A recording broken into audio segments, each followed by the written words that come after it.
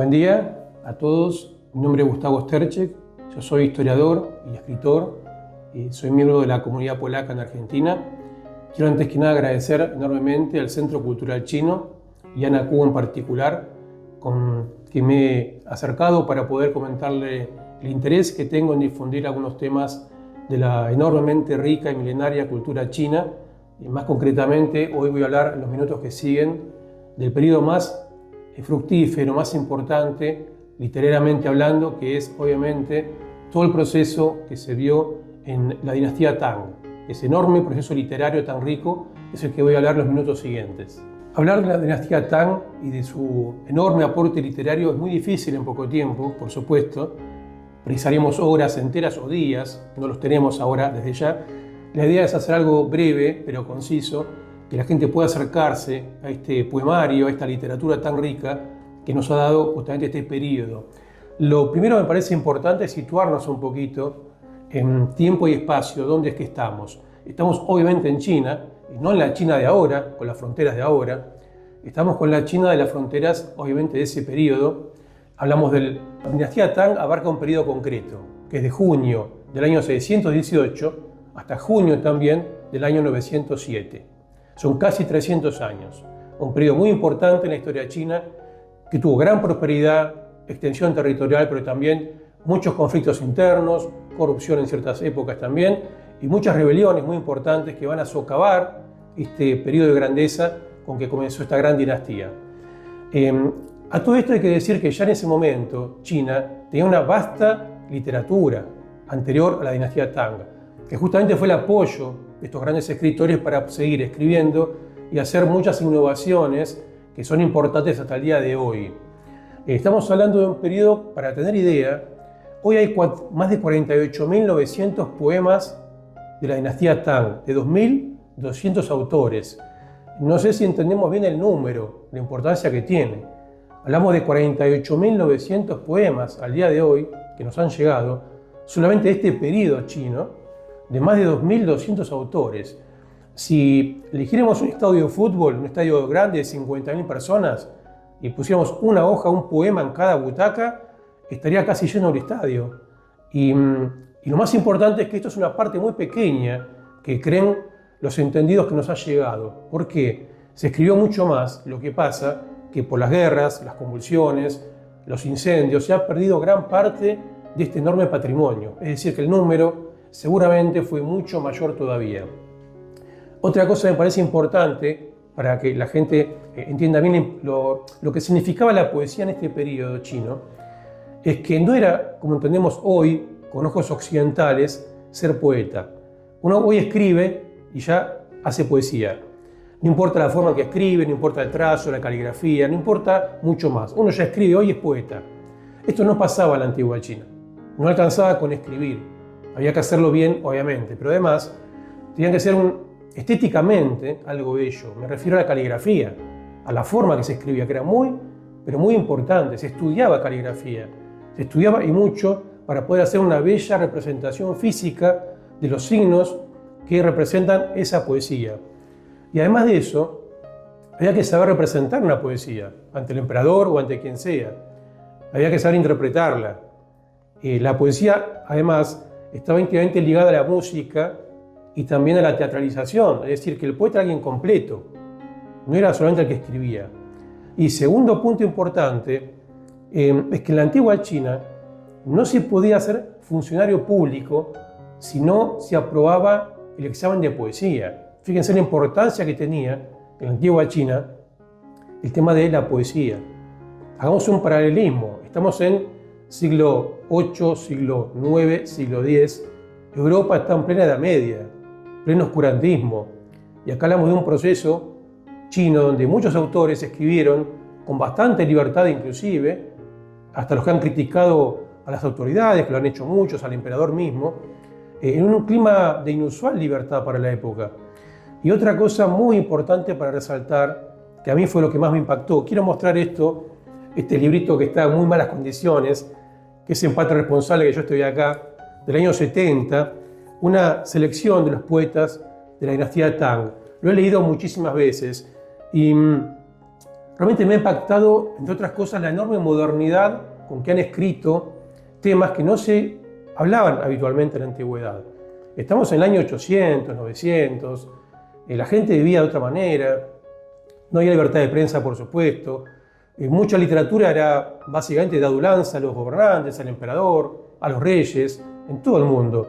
Y acá hablamos de autores que, por ejemplo, escribían sobre la amistad, sobre la despedida de un amigo, sobre temas tan triviales como puede ser, para esa época me refiero, el paso del tiempo, la vejez, un amor no correspondido, el paso de las estaciones, la primavera, el otoño, autores más sociales inclusive, que han escrito sobre injusticias del campesino, la antigüedad, o los soldados que eran llevados de un lugar a otro muy lejos de su casa, de sus amores. No se escribía en la antigüedad de esto, no se escribía realmente. Me asombró la modernidad de los temas que se trataban y además la modernidad de la forma que se escribía. Me pareció realmente autores que, lo decíamos aquí antes de la grabación, podrían haber hecho letras de grupos de música moderna hoy en día y a nadie le asombraría.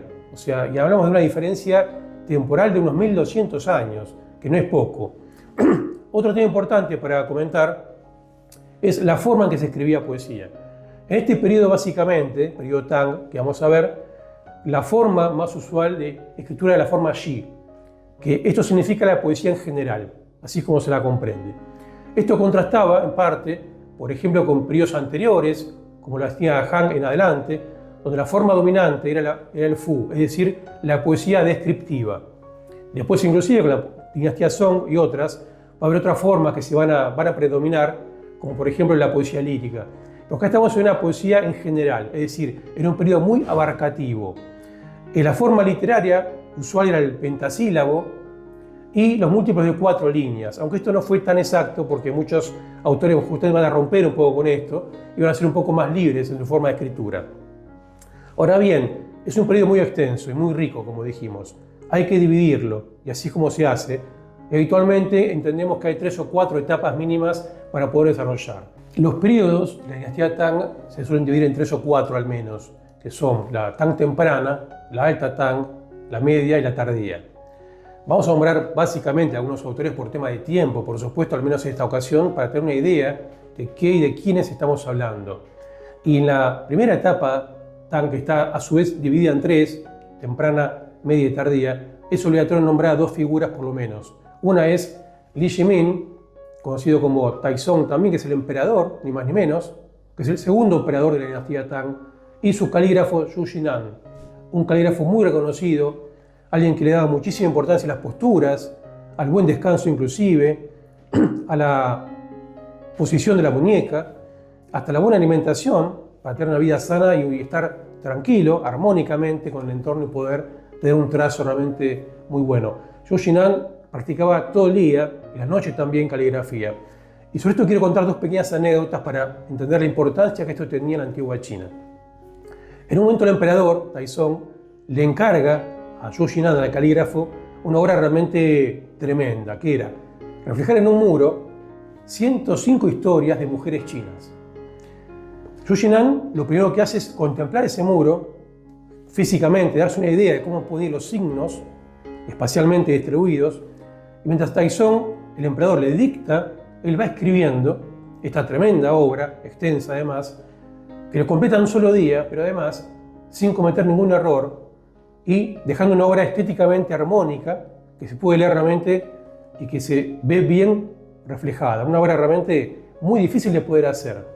Y otra también pequeña anécdota es cuando el mismo emperador, Taizong, quiere hacer una copia de un signo de Zhu Jinan, del calígrafo, y hace la copia de medio signo nada más, que es el signo Jian. Y le dice a él, al calígrafo, que haga la otra parte, que complete este signo. Después toma la hoja el emperador, la lleva a un canciller de confianza, sin decirle lo que hizo, dando a entender que era un signo propio, y le pregunta si es una buena copia, esa a lo que hacía el calígrafo, Zhu Jinan. Y el canciller mira el signo y dice, sí, en realidad la mitad del signo es una buena copia, solamente. El emperador queda impresionado por esto, porque era exactamente la realidad, es decir, él hizo solamente la mitad, la otra la había hecho el calígrafo y se notaba la diferencia. Y en vida, siempre el emperador apreció muchísimo a Zhou Jinan, al calígrafo que tenía, y lamentó muchísimo su pérdida cuando tuvo que, por supuesto, fallecer antes de tiempo. En otra etapa, intermedia, esta primera etapa Tang, es una etapa de transición, donde se puede nombrar a los 4 amigos literarios que van a dar paso a esta etapa siguiente con un gran escritor, para algunos el primer gran escritor de la dinastía Tang, que es Chen Xiang. Chen Xiang, un escritor también bastante contestatario, si se quiere, para la época, criticaba las injusticias, las guerras inútiles, en una época que era muy difícil hacerlo, pero esto va a ser una constante en muchos autores, no va a ser el único. Y para algunos es el hombre que abre los pasos a la grandeza que está por venir. ¿Y esta grandeza cuál es? La que está por venir es la etapa siguiente de la Alta Tang, donde van a aparecer los más grandes exponentes, pero no solo de esta etapa, los más grandes exponentes de toda la historia de la literatura Tang, que son ni más ni menos que Li Bai y Du Fu, los grandes autores conocidos y reconocidos, tanto dentro como fuera de China, los más estudiados, los más leídos, los más traducidos también, que fueron contemporáneos, de hecho eran amigos, se vieron por primera vez en el año 744. Cuando Du Fu conoce a Li Bai, este ya era famoso.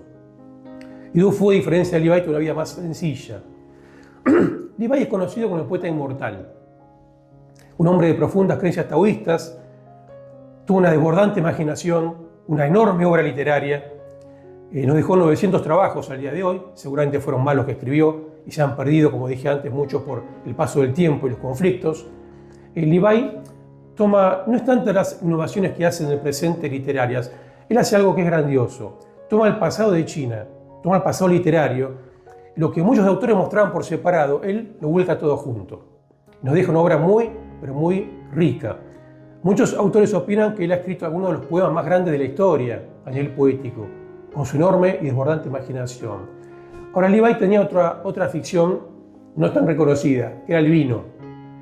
Li Bai fue famoso por el consumo de vino, por tomar muchísimo vino, y sobre él hay una anécdota muy divertida, que algunos dicen de que seguramente otro poeta tomó más vino que él, pero nadie escribió tanto sobre el vino como Li Bai. Eso es cierto. Tiene muchas poesías de referencias al vino, a la glorificación de lo que es el tomar, el estado de embriaguez inclusive.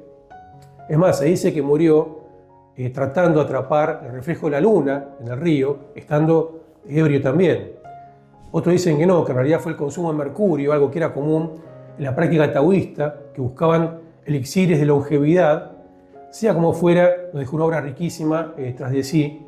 Y Li Bai también se cuenta que estaba completamente ebrio cuando el emperador iba a buscarlo y no se sabe bien cómo, se podía reincorporar y en condiciones podía leer y recitar sus propios poemas.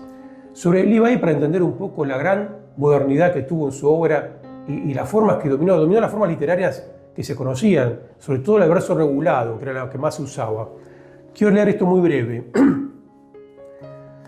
que se llama, fíjense lo profundo de esta poesía, se llama Polvo Viejo, y dice así: el que vive es un viajero en tránsito, el que muere es un hombre que torna a su morada, un trayecto muy breve entre el cielo y la tierra. En un instante ya no somos más que el polvo viejo de los 10.000 siglos. El conejo en la luna busca en vano el elixir de la vida. Fusang, el árbol de la inmortalidad, se ha desmoronado en un montón de leña. El hombre muere, sus blancos huesos se enmudecen, cuando los verdes pinos sienten el retorno de la primavera. Miro hacia atrás y suspiro. Miro hacia adelante y suspiro. ¿Hay algo sólido en la vaporosa gloria de la vida?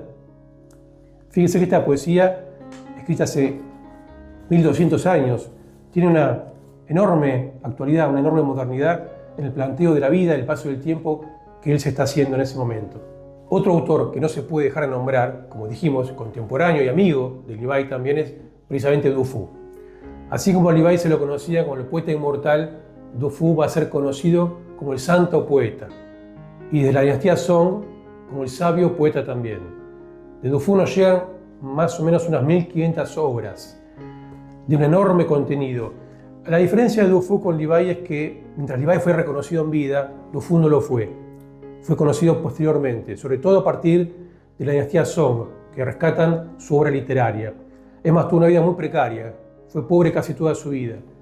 Y como alguien con muchos valores, que además criticaba las guerras inútiles y las matanzas sin sentido, nunca tuvo una posición importante en el Estado, obviamente.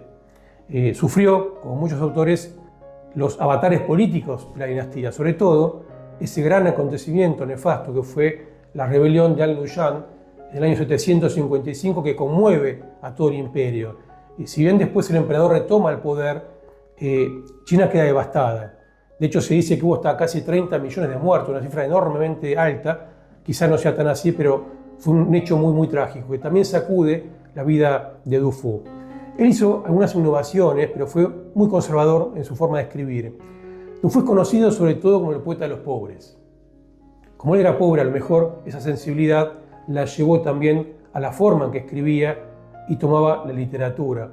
Du Fu escribía sobre temas sencillos, sobre el dolor de un campesino abrumado de impuestos y de trabajo, sobre un soldado, la penuria de un soldado que va de una punta a otra del imperio, quizás sin ver a la familia por años, en condiciones muy penosas, muy precarias.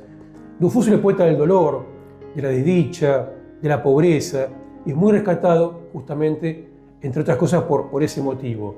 Él era confucionista y esta forma de vida le condicionaba, por supuesto, para escribir con una mirada especial hacia todo el entorno que tenía. Du Fu es un gran poeta de la naturaleza también. Escribe sobre las cascadas, los ríos, el paso de la vida, las estaciones también, algo que va a ser común en realidad en toda la dinastía Tang.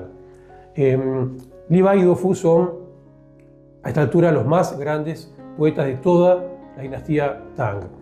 Y en la era siguiente, la etapa media de la literatura Tang, vamos a nombrar a dos personas, de las tantas que hay por supuesto, como son Dai Yulun y Bai Huyi.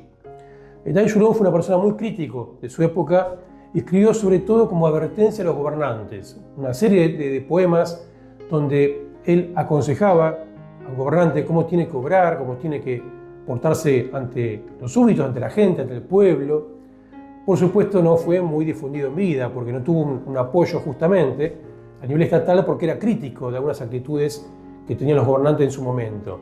Bai Huyi es un gran poeta de esta época, el más conocido quizá de esta etapa media.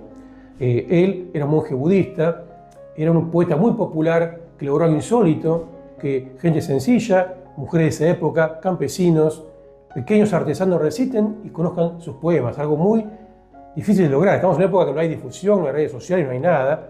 Sin embargo, Bai Huyi pudo escribir de una manera tan directa que la gente común, que el chino en ese momento, el chino común podía entender perfectamente, recitar y conocer sus trabajos. Hay un poema de él, La canción del dolor eterno, que es lectura obligatoria en China. No sé si al día de hoy, eso no lo puedo saber, pero al menos que lo fue mucho tiempo. Fue una persona, como digo, muy, muy conocida.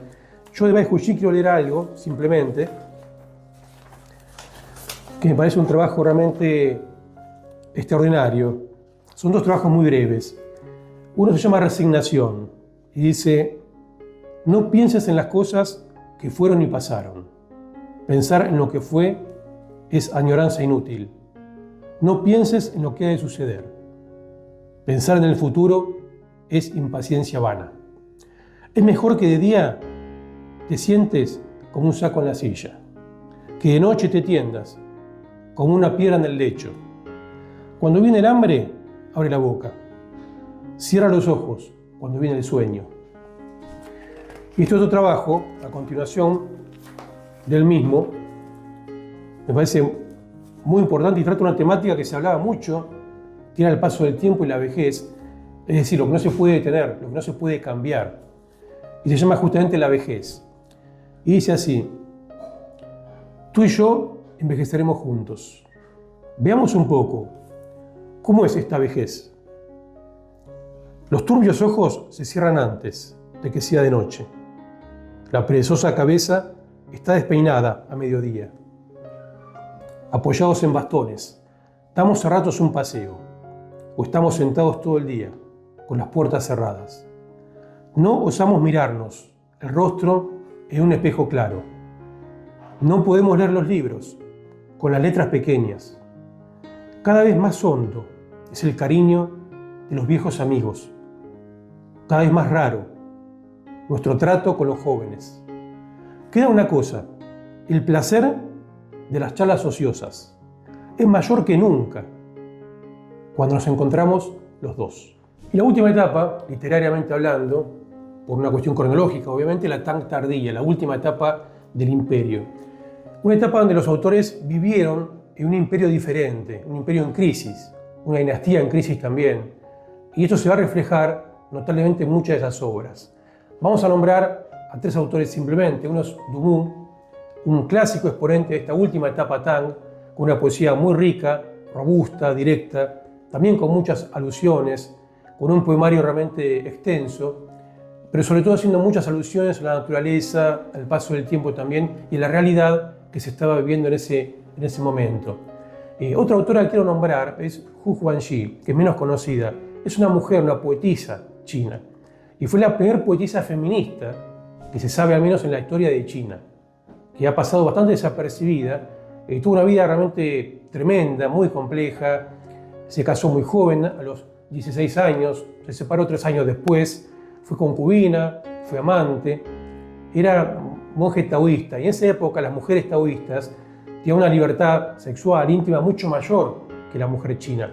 Y ella lo practicaba también, y tuvo, por si fuera poco todo este entorno, una muerte muy prematura, porque ella es ejecutada, acusada de haber matado a su propia criada a golpes, un hecho bastante trágico también. Todo esto con solo 26 años, un dato muy llamativo, siendo muy joven. Ella escribió bastante, pero se perdió gran parte de su obra. Sí quedaron 49 trabajos que en la dinastía Song, posteriormente, son recopilados, más que nada como curiosidad en ese momento. Ella escribía sobre la libertad de la mujer, cosas que no se hablaba en ese momento. Era, como dije, una poesía realmente un poco contestataria para la época y sobre todo que reivindicaba mucho el papel de la mujer en la antigua China. El último autor, el más conocido, es Li Yangyi. Li Yangyi es el típico exponente que cierra esta gran etapa de literatura Tang. Es un autor muy conocido, con una obra realmente... Es muy complejo entenderlo, hay que decirlo también a Li Yangyi. ¿Por qué? Escribía con muchas alusiones y metáforas de, por ejemplo, hechos concretos de la historia china, que no todos conocen, alusiones o metáforas diversas que son buenas literariamente, pero son complicadas de entender y de traducir sobre todo. Él es el gran autor que es muy complejo para la traducción. Más allá de esto, nos llega gran parte de su obra y está considerado un gran poeta de la etapa tardía de la dinastía Tang. Como dato relevante o llamativo más que nada, quiero nombrar que Roger Waters, de Pink Floyd, en el segundo álbum de la banda, Set the Controls for the Heart, él hace citas literarias a Li Yangyi, toma parte de un poema para volcarlo al álbum, algo realmente bastante llamativo. Y es más, hay una película también que en el año 2000 nombra parte de su poemario, hay un videojuego, el Landscape, donde también se toma parte de su poesía. Es decir, es un autor que tiene bastante vigencia, bastante modernidad. Como cierre de este periodo, quiero decir algo un poquito que dije al principio, pero me parece importante remarcarlo, que hablamos de un periodo enormemente rico, de casi 300 años. Hablamos de 48.900 poemas que nos llegan al día de hoy. Hablamos de 2.200 autores. Hablamos de gente que, por ejemplo, se reunía en una tertulia familiar, empezaban a escribir sobre el tiempo, la vejez, sobre la vida, sobre temas que no se hablaban antes y que le han dado un tratamiento enormemente moderno, exigente, extraordinario, pero también simple. Y por eso quiero leer un par de cosas nada más para cerrar esto, que me parece lo más importante en realidad. Y de Li Yangyi quiero leer este trabajo muy breve, que se llama Las flores caídas. Y dice así: se han marchitado los huéspedes de mi alto pabellón. En mi jardín pequeño, miríada de pétalos revolotean, cubren la sinuosa senda, o se alejan escoltando los rayos que el sol retira. Triste, me duele barrerlas. Oh primavera amiga, mi corazón está siempre contigo. ¿No podrás quedarte unos días más? Pero sin oírme, me dejas solo, con mi túnica mojada de lágrimas. Fíjense el tratamiento nostálgico, sentimental, melancólico, que hace Li Yangyi ante algo tan simple para muchos de nosotros, como es el paso del tiempo, las estaciones, otoño, primavera, etc. Esto era muy común, era parte de la forma en que se escribía en la antigua China de los Tang. Y quiero cerrar con dos poemas muy breves de dos autores que no nombré por tema de tiempo, pero me parecen excelentes, los poemas que reflejan gran parte de lo que dije al principio, del sentido de la poesía Tang, de los temas que se trataban y sobre todo de la forma moderna y directa para contar cosas que antes no se contaban demasiado. Uno, este poema que fue uno de los primeros que me impactó mucho, de Sui Mintong, que habla del paso del tiempo básicamente. Dice: un año más y ya otra primavera que se aleja. En 100 años apenas, si se ve un solo hombre en 100 años. ¿Cuántas veces más nos será dado el embriagarnos en medio de las flores? Aunque su peso en oro nos costara este vino, aún así, qué barato que sería. Fíjense la metáfora, qué forma moderna de poder concluir una poesía que parece escrita, no sé si hoy, ayer o décadas pasadas, pero no hace más de 1000 años. Y otro autor, con un poema muy breve que quiero también citar hoy, Han Yu, que dice, con un tratamiento muy similar, justamente, por eso lo quiero leer ahora, después del que leí recién: centellea la montaña esmaltada de flores. Las nítidas cascadas se tiñen de un suavísimo azul, en la exacta armonía de los colores entrelazados. De trecho en trecho nos salen al camino pinos y encinas de robustos troncos y sobranas copas. De piedra en piedra franqueo los torrentes, cantan las aguas saltarinas, y por la abertura de mi túnica recibo la caricia de la brisa. Oh, qué felicidad pasar toda la vida así. ¿Por qué, pues, inclinarse ante los demás hombres y seguirlos? Ay, si fuéramos 2 o 3 compañeros para permanecer aquí hasta la vejez, sin hablar nunca de retorno. Este trabajo me parece realmente excelente, moderno, hablando de la vida sencilla, del paso del tiempo, de estar entre 2 o 3 amigos sin tener que inclinarse ante un mandatario, un funcionario, valorar la vida, el tiempo y la amistad por sobre todas las cosas. Bueno, esto ha sido algo muy breve, por supuesto, pero espero que despierte el interés en muchos de ustedes sobre la poesía tan rica, tan importante de la dinastía Tang en la antigua China.